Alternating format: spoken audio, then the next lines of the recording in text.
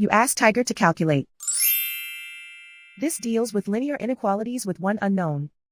The final result is k greater than -16. Let's solve it step by step. Move the negative sign from the denominator to the numerator.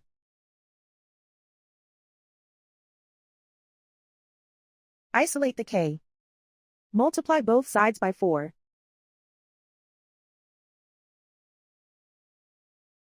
Group like terms.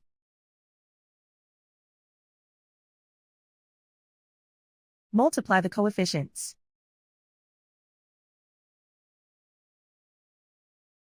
Simplify the arithmetic.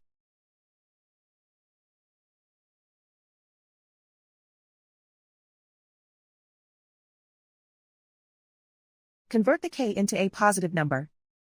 Multiply both sides by -1.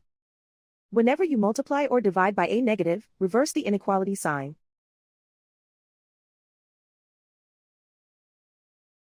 Remove the ones.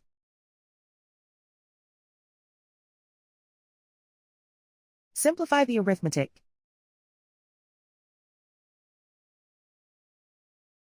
Plot the solution on a coordinate grid. And so the final result is k greater than -16.